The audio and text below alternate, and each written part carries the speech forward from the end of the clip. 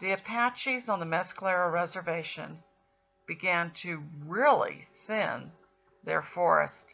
The forest before that thinning along this road looked just as overcrowded, just as overgrown, just as much in danger of catastrophic fire as Lincoln National Forest looks even now. They have maintained what they did. During 2020 and 2021, they went back and did even more thinning. Now, you're going to see some of that on this video, actually, because this is from 2021.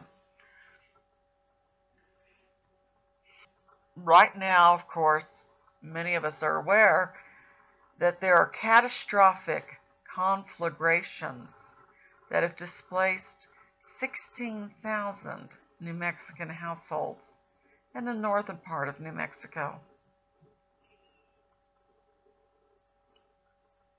Over 160, 170 buildings have been destroyed.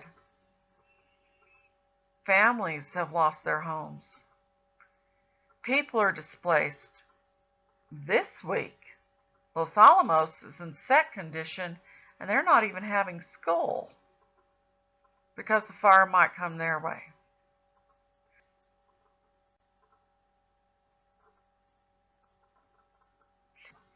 Notice how well these hills are done. See that? That whole area used to be jam-packed with trees, just as it's jam-packed with trees in the forest outside of the Apache Reservation. But this is part of their thinning project. This rainstorm, I don't normally like to drive through rain, but we had a lot of rain last summer. It doesn't have to be like this. I know that we are in a bad drought. We all know that. But we have had a mismanagement of our national forests for a very long time. Some of that is because we allow some groups to sue to stop any kind of thinning of the forest, any kind of logging, for the sake of an endangered species such as the checkered butterfly, the spotted owl, the jumping mouse. We can change that. You see, those laws do not apply to the Mescalero Apaches on their reservation. They're not restricted by lawsuits forbidding things. That's not allowed. Back in the early 2000s, we had a number of fires up here. I lived in El Paso at the time, my hometown, and I was back in El Paso tending to my mother, but I volunteered with the American Red Cross. I got involved with the American Red Cross when that terrible fire broke out from an ATV spark down near Mayhill, New Mexico. Quite innocently, a man driving his ATV during very dry conditions, as we have now, right now in May of 2022. We had dry conditions then, and spark arresters are not foolproof. He had a spark arrestor, but a spark flew off that ATV and ignited the forest. We lost only one human life, and that was that man. He felt so terrible about what happened that he took his life. Very, very tragic. Just tragic. Those of you who are living up here at that time or had cabins up here at that time, as I had my cabin up here, remember that. Well, I came running up to get everything out of my cabin that was important to me of sentimental value. So I got everything out, then I drove into Cloudcroft because I'm not actually in the village. And there was a sign outside of the gym saying, with a Red Cross sign saying shelter and whatnot. And I thought, well, I've come all the way here. I may as well go see if I can help. And I walked in, and the people there came, how can we help you? And I said, I don't need help. I'm wondering if I can help you. Yes, they needed the people. Over the next 3 days until the big people came in, with their huge food trucks and their huge firefighting equipment and everything, and took over the local effort. for like 12 to 15 hours a day, it was like go, go, go, go, go. You go beyond the fire lines, you're feeding people, you're talking with people, listening to them. Everyone's scared to death. If you all remember the Barn Door Cafe, that was our staging area for feeding folks. Many people didn't want to go beyond the police lines because once you went beyond it, they wouldn't let you back in. I learned that a lot of people who have to escape from these fires, they're escaping so fast, they don't bring their medicines with them, they don't bring a whole lot of things with them. And then trying to talk with them, okay, suddenly their blood pressure's getting high, suddenly they're having all these health issues. And you're talking with them, well, I know I take a red pill for this, and I take a little capsule for something else and whatnot. That was the biggest effort, was trying to get people their prescriptions filled. I'd just like to say, for anyone who's listening to this, if you're taking medicines, please write down all your prescriptions, your dosages, and put that in a go bag.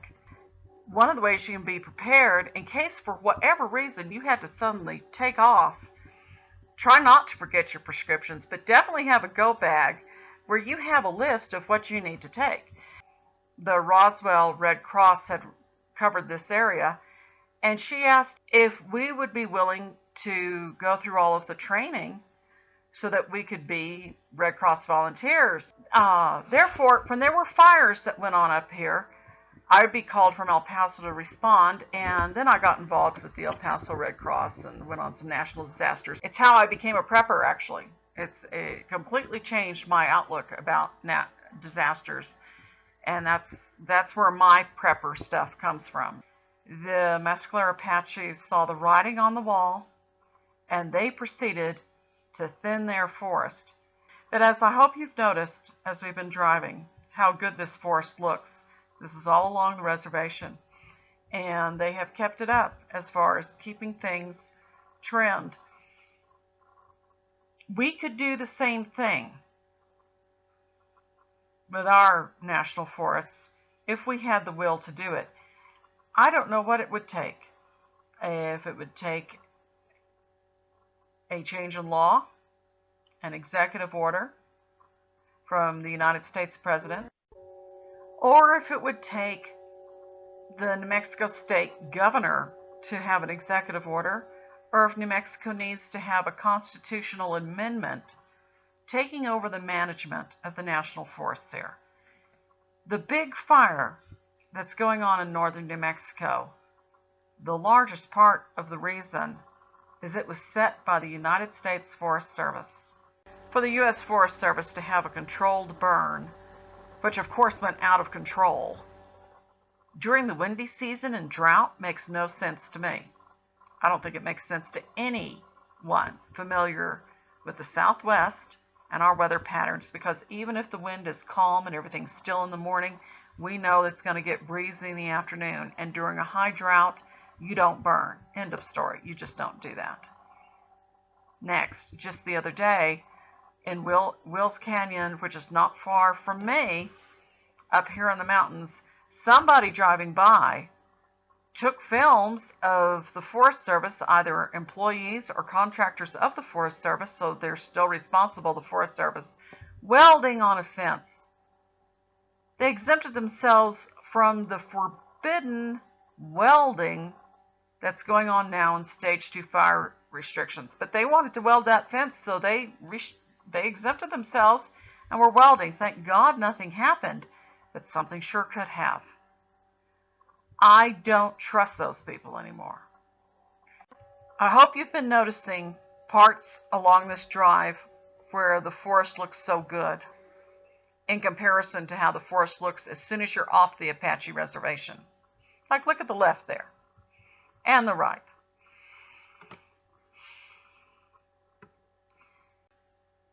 They did so much thinning of their forest that the grasses grew up, the habitat is better, everything is safer, not only for fire, because they saw the fire danger and they took action. And we could have done that 20 years ago if our laws were changed. Well, it's high time we change these laws now. so that no one can constrict and forbid tree thinning and proper forest management in our national forests, so that that can't happen because of lawsuits over a mouse or a butterfly. Because that is what's going on and has been going on for some time.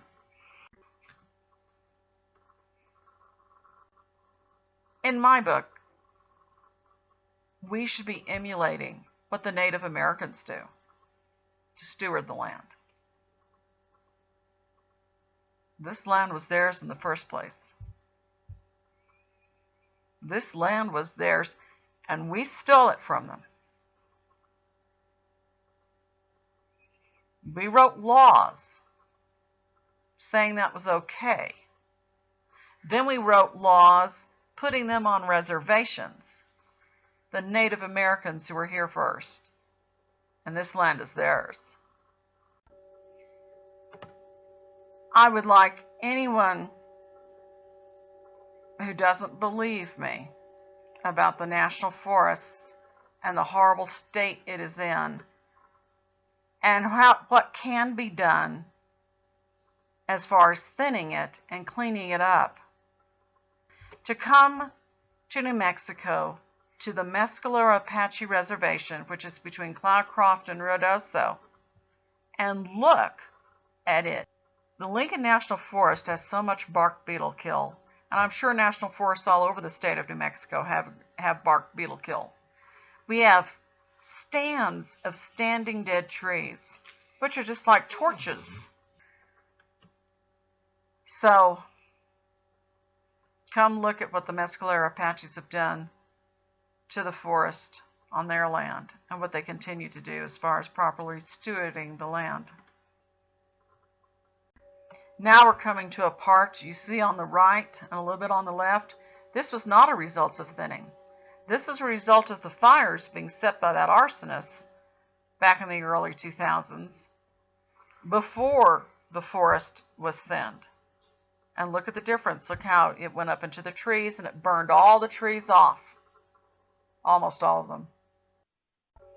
So when we don't thin at all, we wind up with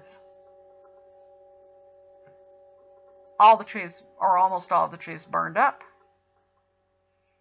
The wild animals lose their habitat. Things look terrible. But if we thin properly the way the Mescalero Apaches have thinned the forest, then you have a park-like atmosphere where the animals can live, and things are much safer for when fires do come. Only the undergrowth burns. You don't get a moonscape like what you've got. Some of that growth is regrowth from 20 years ago, but it had been tall, huge pine trees and some fir trees before the terrible fire had just burned it all up.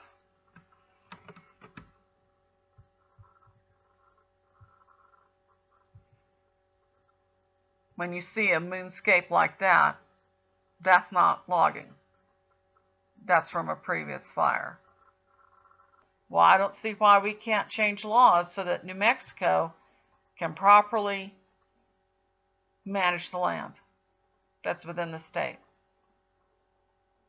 Or so that the national forests, if we have to keep them as national, are properly maintaining the forests so that we don't have lives and property and livelihoods and wild animals lost. Bye-bye.